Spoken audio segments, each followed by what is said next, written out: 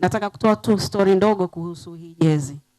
Simu yangu iliita siku moja na rafiki yangu, kakaangu Salim, akasema angependa kumsaidia kudesign jezi ya KMC.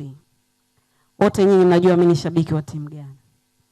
Lakini ilikuwa ni furaha kwangu mimi pamoja na timu yangu baada ya hapo, kwa sababu hiki sio kitu kidogo. KMC ni timu kubwa ambayo inafahamika Tanzania na nje ya Tanzania kwa sababu inacheza mashindano ya kimataifa. Na kikubwa zaidi ni mkazi wa Kinondoni.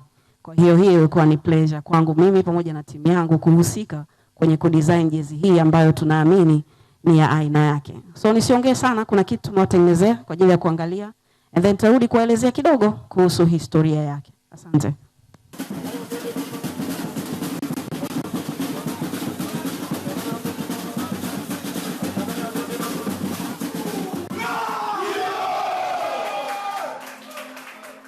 Ujamaa ni hali ya watu kuishi kama familia moja, kusaidiana, kushirikiana, mali na kazi kwa manufaa ya wote.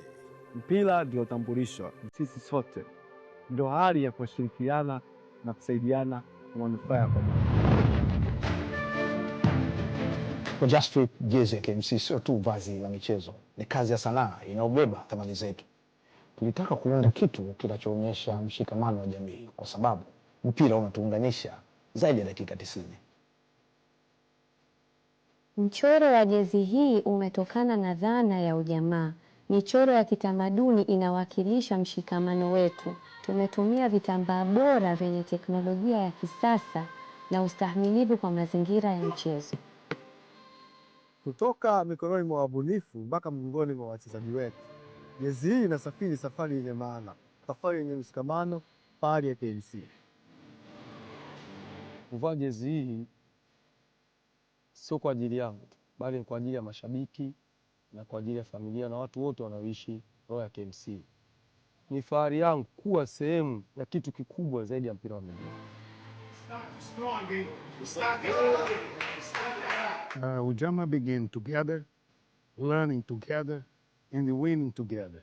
The jersey remember us, all the fans, all the players, all the families, all are part of the future. Hii ni zaidi ya jezi. Hii ni ujamaa kit. Ni sisi sote. Ni KMC. Ni Tanzania.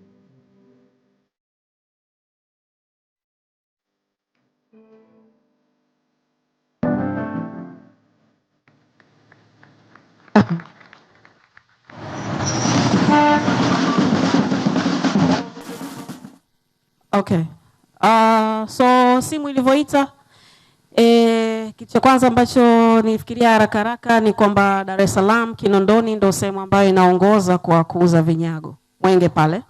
Kwa hiyo tukasema jezi hii itakuwa vyema kama itatengenezwa kwa aina hiyo.